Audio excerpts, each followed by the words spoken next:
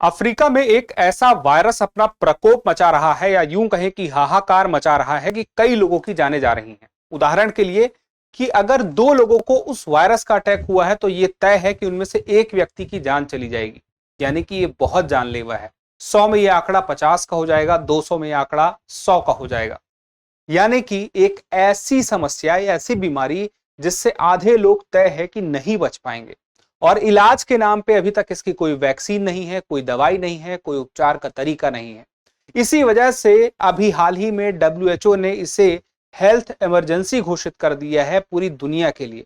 इसी वजह से यह जानना जरूरी है कि यह है क्या। तो पहले इसका नाम पता हो कि इबोला वायरस का एक खास वेरिएंट है जो अपना असर दिखा रहा है। इबोला वायरस, ये नाम आपने पहले से सुना होगा, लेकिन अभी ये वायरस अपना एक खास स्ट्रेन के साथ बहुत ज्यादा प्रभावी हो गया है, इंसानों में जानलेवा हो गया है। तो चलिए पूरे वीडियो में इस पूरे मामले को समझते हैं। सबसे पहली बात कि इबोला वायरस का आउटब्रेक कहां हुआ है, ये पता रहे आपको। कहां हुआ है? ये हुआ है अफ्रीका में, मुख्य रूप से डीआरसी और युगांडा। इन 2 देशों के लिए डब्ल्यूएचओ ने कह दिया है अंतरराष्ट्रीय स्वास्थ्य आपातकाल, public health emergency of international concern. तो ये आपके यूपीएससी में जीएस पेपर 2 के लिए बहुत ही इंपॉर्टेंट हो जाता है। अब बात की जाए यहां पे कौन कौन सी बातें आपको पता होना चाहिए, तो देखिए 16 मई को डब्ल्यूएचओ ने यह घोषित किया कांगो और युगांडा में जो आउटब्रेक हुआ था। तो कांगो और युगांडा, इन दोनों की राजधानी की अगर हम बात करें तो दोनों की राजधानी में यह असर देखने को मिला। तो आंकड़े क्या कहते हैं कि ऐसे कंफर्म केस मिले हैं 8। मतलब कि आज से, ये 16 मई की जो मैं बात कह रहा हूं, उससे ठीक 9-10 दिन पहले अचानक से कुछ ऐसी मौतों के बारे में पता चला डीआरसी में, कांगो और युगांडा में, जो बड़ी हैरान करने वाली थी।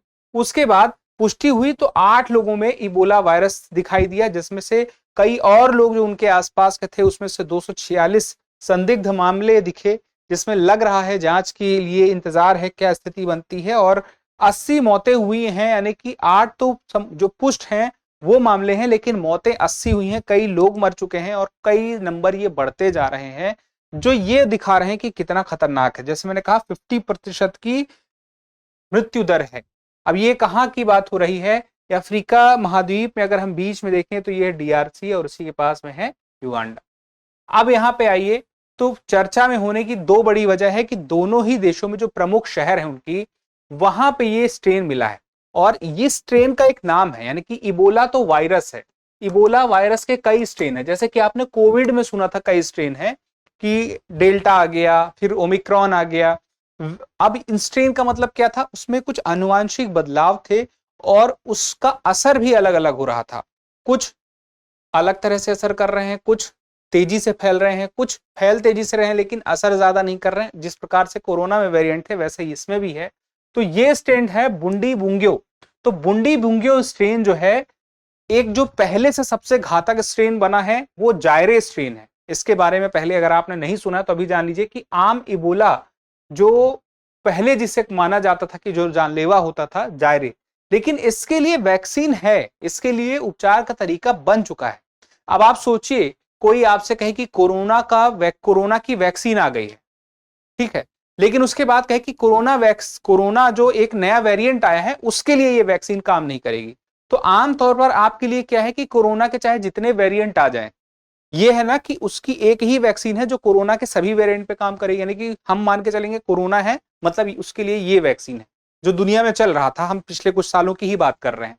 लेकिन इबोला में ये बात फेल हो रही है क्योंकि जो जायरे स्ट्रेन है उसके लिए तो वैक्सीन मौजूद है, उसके लिए ट्रीटमेंट है, लेकिन बाकी के लिए नहीं दिखाई देता है। और जो अभी बुंडी बुंग्यो है, जिसकी वजह से जाने जा रही है और इलाज नहीं है, वो चिंता की बात है। और इसी वजह से चूंकि अब किंशासा एक तरफ कांगो में है, एक तरफ कंपाला जो युगांडा में है, तो यहां पे हम देखते हैं कि स्थिति खराब हो रही है। तो अब इबोला वायरस, जैसे मैंने कहा, कोई नया नहीं है, ये काफी पुराना है और इसकी हम बात करें तो पहली पहचान 1976 में मिली थी।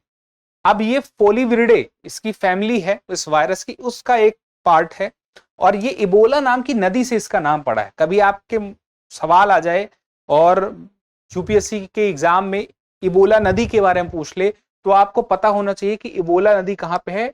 डेमोक्रेटिक रिपब्लिक ऑफ कांगो में है और उसके बाद ये किस प्रकार का रोग है? जूनोटिक रोग है। जूनोटिक रोग के बारे में मैंने पहले भी आपसे बताया था, जो जानवरों से किसमें आए? इंसानों में फैले। तो क्या ये जानवरों से इंसानों में फैल रहा है? तो देखिए, ये जानवरों से इंसानों में तो फैल ही रहा है, इंसानों से भी इंसानों में फैल रहा है। जैसे लार हो गया, खून हो गया, या ऐसे जो भी हम कह सकते हैं छींक हो गया, उसकी वजह से जो लिक्विड पार्ट निकला, इन सब चीजों से फैल रहा है, तो खतरा है। तो जो मुख्य रूप से हम कह रहे हैं कि जानवर से इंसान, जब जूनोटिक रोग उसी को कहते हैं, तो ये मुख्य रूप से जो हम कहें कि जो बैट है, बैट का मतलब क्या? चमगादड़, फ्रूट बैट्स कहा जा रहा है, वो इसके सबसे प्रमुख वाहक है, जिनकी वजह से यह वायरस अपने अस्तित्व में है। अब इसके 6 वेरिएंट है, मैंने कहा था कई स्ट्रेन है, जिसमें से अभी जिसकी बात हो रही है बूंदी बुंगियों की। तो बूंदी बुंगियों के अलावा बाकी इबोला वायरस, एक जैरे इबोला वायरस जिसको हम कहते हैं, सूडान वायरस और Taiwan virus, Bundibugyo virus, Reston virus और बोम्बाली वायरस, सारे नाम आपको इसलिए पता रहे, मैंने इसलिए ये रख दिए हैं। अब यहाँ पे एक बात और पता रहे कि सबसे आम और घातक पहले यही था, जायरे था, लेकिन ये उससे अलग है। और 3 चूंकि सबसे ज्यादा खतरनाक माने जाते हैं, जिसमें से जायरे तो मैंने बता ही दिया, एक सूडान है। अब उसके अलावा ये बूंदी बुंगियो जो अभी चर्चा में है, यही सबसे ज्यादा खतरनाक हो रहा है। अब उसके बाद वायरस कैसे फैलता है? मैंने क्या कहा था, मुख्य वाहक इसका कौन सा है? चमगादड़ है, लेकिन चिंपैंजी, गोरिल्ला, बंदर, इनसे भी, इनके खून या अंगों से संपर्क में आने से भी हो सकता है। तो अब देखिए क्या है कि जानवर, संक्रमित जानवर के शरीर के तरल पदार्थ से भी हो सकता है, ठीक है, जंगली जानवरों का मांस खाने से भी हो सकता है। अब इंसान से इंसान में कैसे फैलेगा? तो मैंने क्या कहा था, वो भी खून से या लार से या मल से, दूषित कपड़ों से, बिस्तर से, सुइयों से।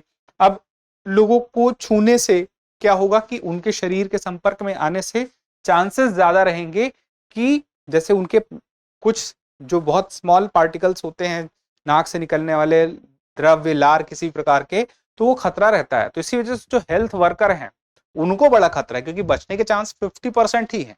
2 लोग गए हैं हेल्थ वर्कर, एक दोनों को हो गया, तो उसमें से एक शायद नहीं बचेगा।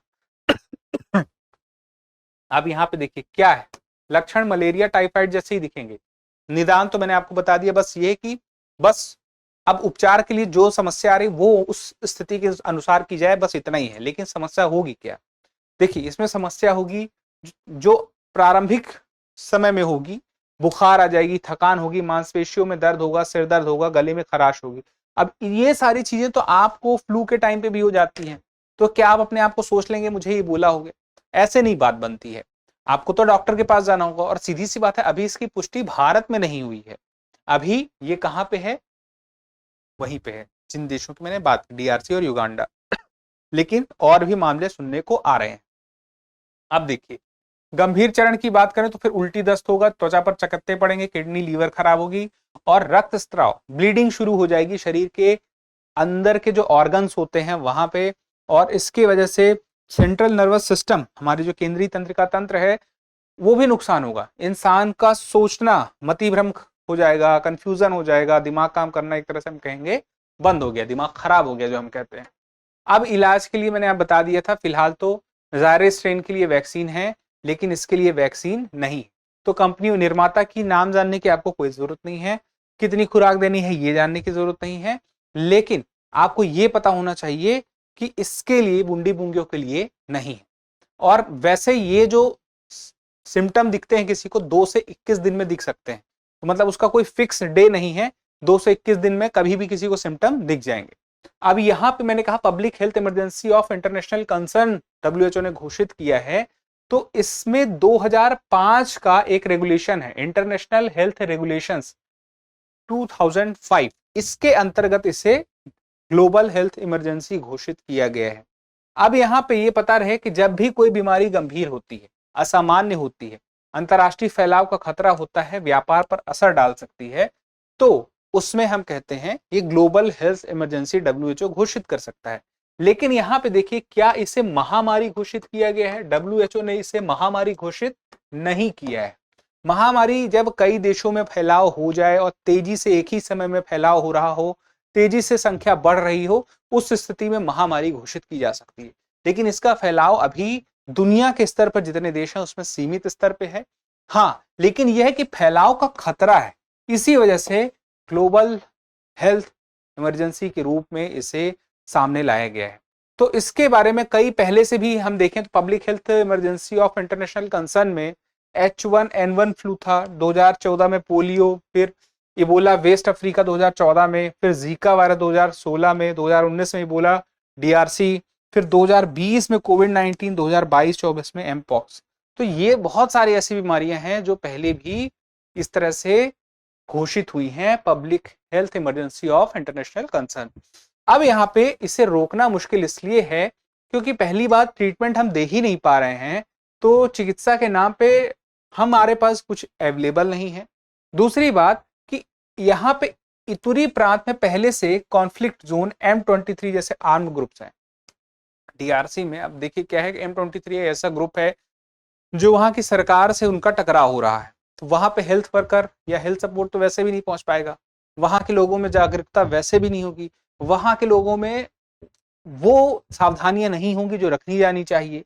उसके अलावा कि हम देखें युगांडा और DRC के बीच में आना जाना भी काफी ज्यादा रहता है, गोमा, किंशासा, कंपाला, इनके बीच में कनेक्टिविटी भी बहुत ज्यादा है। उसके अलावा देखें तो हेल्थ केयर सिस्टम वैसे ही कमजोर है और इसमें हम देखें कोई भी खास फैसिलिटी का नेटवर्क भी इन देशों में स्ट्रांग नहीं है। और अब क्या कहें कि किसी व्यक्ति के अंतिम पलों में उससे मिलने वाले उसके परिवारों के लोगों का इकट्ठा होना, पहुंचना, उसके शरीर से एक होना, स्पर्श लेना, ये सब चीजें भी हो सकता है खतरे को और बढ़ाएं। ये चीजें जानकारियां WHO ने दी है।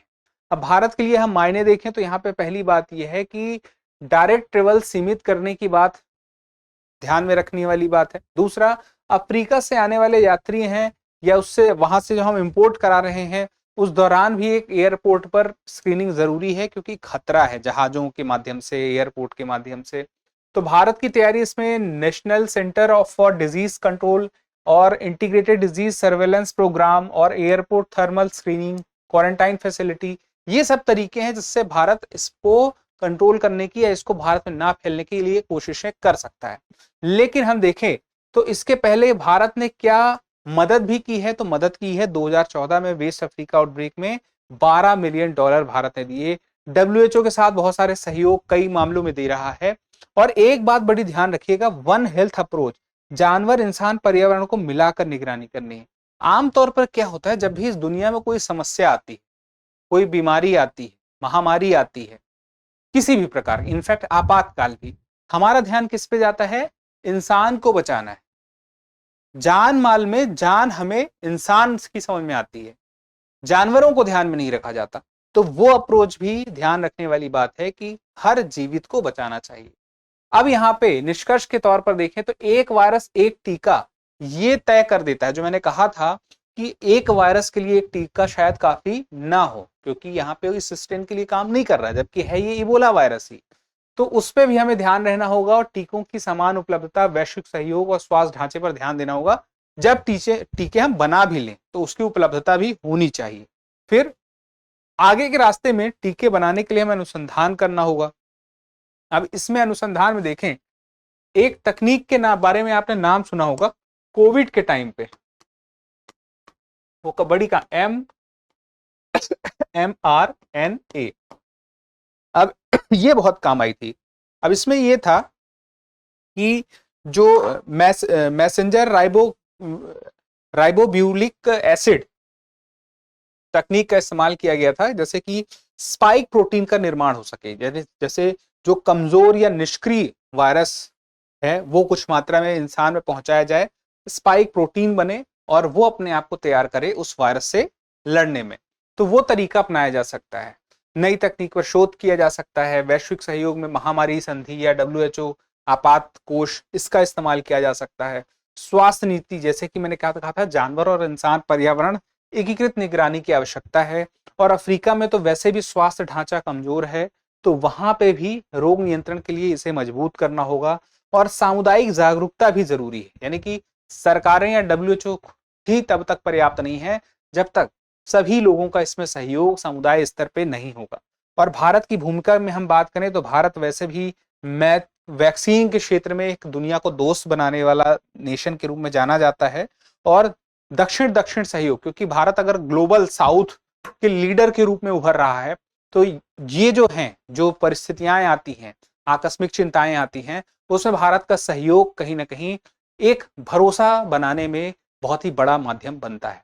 तो इन सारी बातों को अगर आप देख चुके हैं, तो एक छोटा सा सवाल है कि मई 2026 में डब्ल्यूएचओ द्वारा घोषित इबोला आउटब्रेक के संदर्भ में निम्नलिखित कथनों पर विचार कीजिए। पहला, यह आउटब्रेक जायरे स्ट्रेन के कारण हुआ है। दूसरा, outbreak democratic Republic of Congo और युगांडा में फैला है। और तीसरा, डब्ल्यूएचओ ने इसे public health emergency of international concern घोषित किया है। अब आपको बताना है कौन सा या कौन से कथन सही हैं, केवल एक और दो, केवल दो और तीन, केवल एक और तीन, और एक, दो और तीन। तो इस सवाल का जवाब जरूर दीजिएगा। हमारी मुलाकात अगले सेशन में होगी और बहुत सारे अपडेट आपके लिए आने वाले हैं, इसीलिए चैनल को सब्सक्राइब कर लीजिए। धन्यवाद। अब एग्जाम की तैयारी को और बेहतर करने के लिए हमारे चैनल को लाइक, शेयर और सब्सक्राइब करना ना भूलें।